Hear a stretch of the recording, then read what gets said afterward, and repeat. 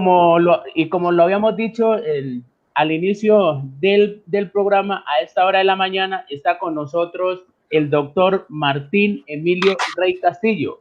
Él es abogado y contador de la Universidad del Cauca, socio de la firma IUS Veritas Abogados S.A., asesor jurídico tributario de Cali, Colombia. Doctor Martín Rey, sea usted bienvenido a la revista educativa y cultural Pandora. Buenos días para todos los integrantes de la mesa de trabajo y para todos los oyentes de este prestigioso programa que se transmite por Radio Super. Muchas gracias por la invitación, gracias a todo el equipo de trabajo, a Esperanza y a todos sus compañeros por esta oportunidad que me brindan de compartir con ustedes este espacio.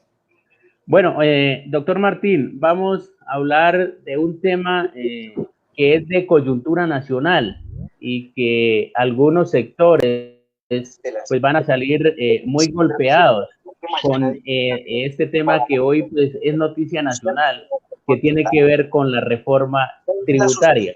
Y creemos que para hablar de este tema, pues, ¿quién más que una persona que conoce muchos de estos temas tributarios? Entonces, entremos en materia, doctor Martín. ¿En qué consiste la reforma tributaria? Bueno, colegas y amigos, como es sabido por todos, pues una reforma tributaria en Colombia y en muchos países del mundo, la finalidad exclusiva o preponderante es el recaudo de impuestos. El Estado, pues, está pasando por una situación muy compleja con esto de la crisis de la pandemia, más otra serie de dificultades, y según lo que ha dicho el ministro de Hacienda, el director de la DIAN y todos pues, los que tienen que regular el régimen político y fiscal del país, el Estado está casi en bancarrota. Entonces, eso conlleva a que se presente el proyecto de ley 594 del 2001, que es antipopular y que tiene unas nefastas consecuencias para diversos sectores económicos del país, en especial, diríamos, las personas naturales que nos vamos a ver gravemente afectados en el evento de que este proyecto sea aprobado, como lo presentó el ministro Carrasquilla esta semana ante el Congreso de la República.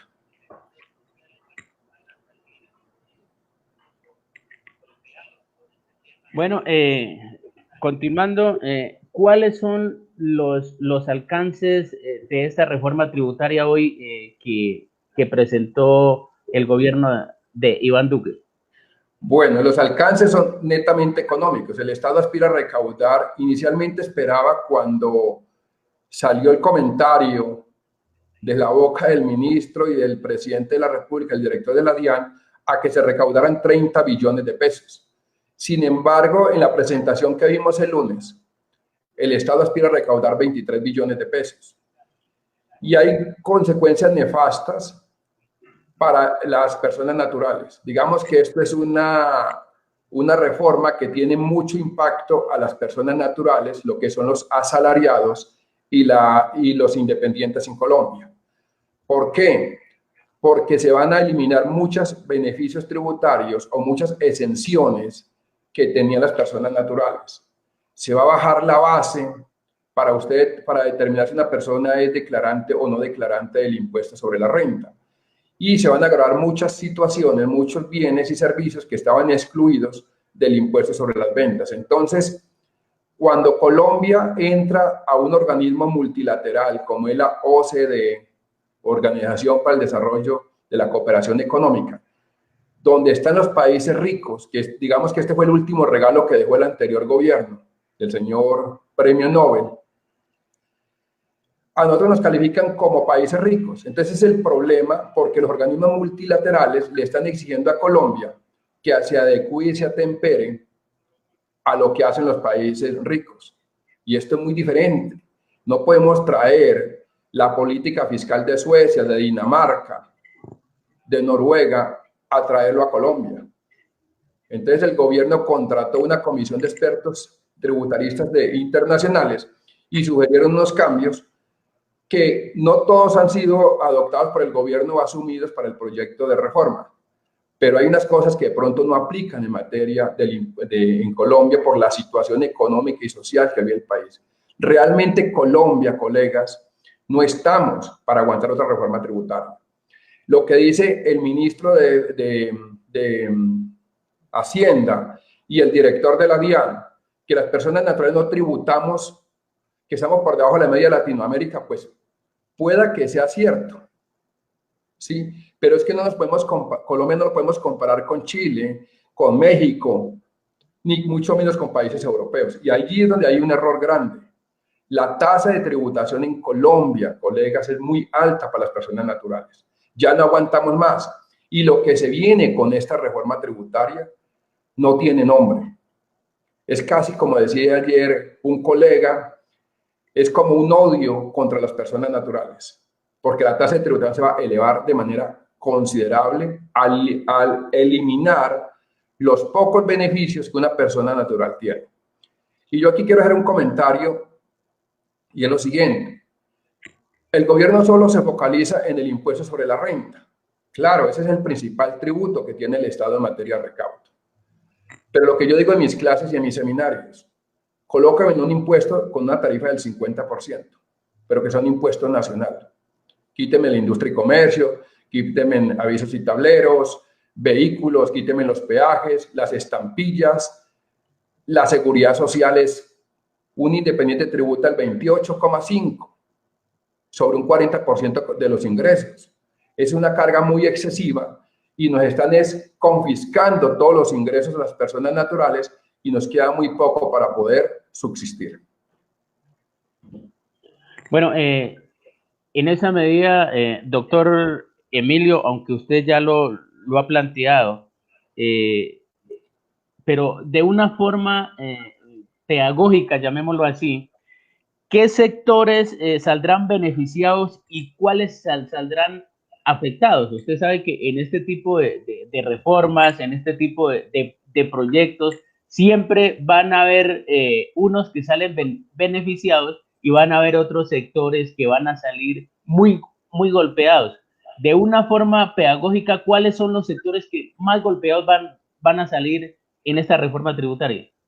El sector más golpeado, diríamos nosotros, en lo que hemos revisado del proyecto de reforma, es el sector de los independientes, personas naturales.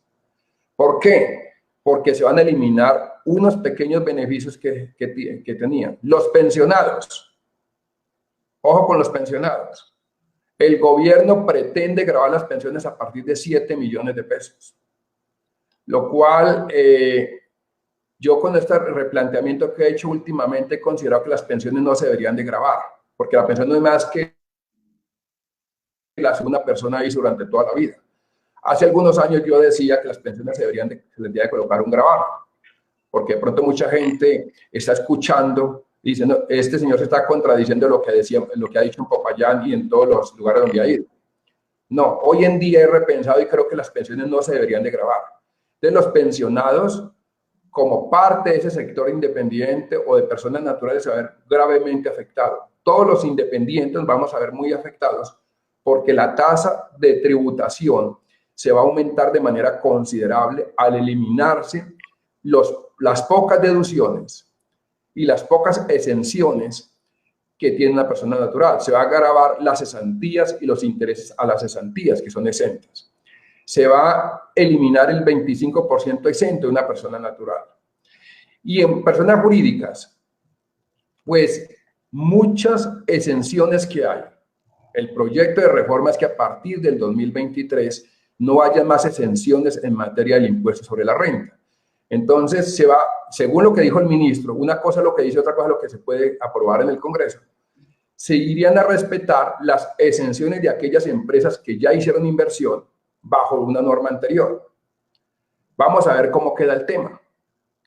Entonces, la clase menos favorecida, que somos nosotros, la clase media, los que no somos ni ricos ni pobres, sino que estamos allí en la mitad, nos vamos a ver muy golpeados con la reforma tributaria. Las personas jurídicas, si bien se va a bajar la tarifa, pues al quitarse en exenciones y beneficios, colegas, pues obviamente la tasa de tributación se va a aumentar. Está comprobado que al otorgar exenciones y beneficios tributarios no se incrementa el empleo. Digamos que en los datos estadísticos del gobierno, eso es lo que dice el gobierno. Si yo otorgo una exención, eso no me genera empleo. Entonces, eliminémoslas. Entonces, muchas personas van a empezar a tributar de una manera considerable en el año 2023 si se aprueba. Ahora, no sabemos qué vaya a pasar con los beneficios que hay para las personas jurídicas y las personas naturales. Porque en materia tributaria, colegas y amigos, los que escuchan este programa, quiero dejar claro que no hay derechos adquiridos en Colombia. El Congreso de la República puede decir, listo, esa prebenda que tenían las personas naturales desaparece. Y el que no la aprovechó, pues no la aprovechó. Se dice que hay una desigualdad económica y una inequidad tributaria. Eso lo sabemos sin necesidad de pagarle a los expertos tributaristas internacionales. Aquí está descompensado la riqueza en Colombia.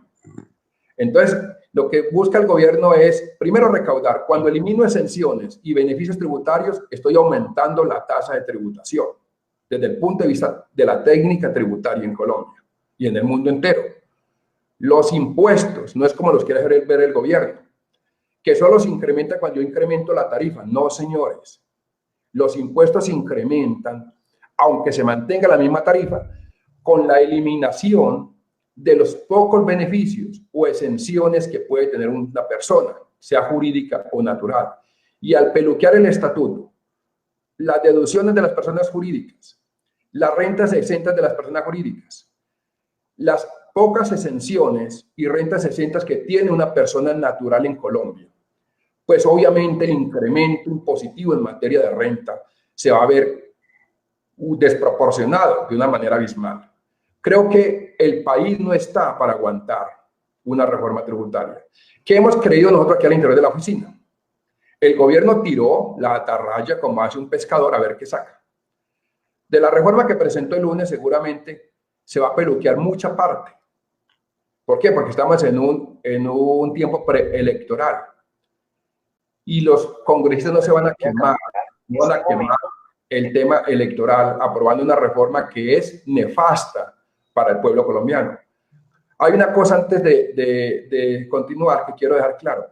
Hay una propuesta de gravar los servicios públicos. ¿Cómo vamos a gravar el IVA? ¿Cómo vamos a grabar el agua, perdón, con el IVA del 19%? Eso es una aberración social y jurídica. Yo creo que eso no va a pasar, de grabar los servicios públicos con IVA. Pero allí está. Y que en extracto 4, 5 y 6. Y es que vivir en un estrato 4, 5, 6, una ciudad como Cali o Popayán, no implica de que uno tenga plata, que sea rico. No. Y esa es la mala medición que hace el gobierno a través de sus organismos de control como el DANE, que dice que el que esté en estrato 4 es rico. No. ¿Cómo nos van a cobrar el 19% al agua? Que es un bien esencial por naturaleza en todos los estados del mundo. El gobierno lo tiró, seguramente eso no va a pasar. Bueno, doctor Emilio, en ese sentido, como yo lo acaba de manifestar, sabemos que estamos en un año electoral y muchos políticos al pueblo le están diciendo una cosa y otra cosa están aprobando en el Congreso de la República. Hay una información que anda en redes sociales y algunos políticos también han salido a decir que la canasta familiar no se va a grabar. ¿Qué hay de cierto de esta situación? Nosotros en el barrido que hicimos de la reforma tributaria, pues un barrido que apenas se conoció el lunes y la reforma son como 196 páginas, pues obviamente no alcanza el tiempo para profundizar. Pero hay muchos bienes en materia del IVA que golpea a todo mundo. No distingue raza, color, religión ni edad, porque es un impuesto indirecto que grava el consumo. ¿Sí? Y es donde los países del mundo apoyan el mayor recaudo impositivo. Colombia lo tiene sobre la riqueza, que es el impuesto de renta, por muchos años. Solo como unos 2 o 3 años rompió ese cordón y se focalizó que la política de recaudo descansaba en el IVA. Pero todos los países del mundo, la mayoría de política recaudatoria, tributaria, descansa sobre los impuestos al consumo, que es el IVA y el impuesto al consumo.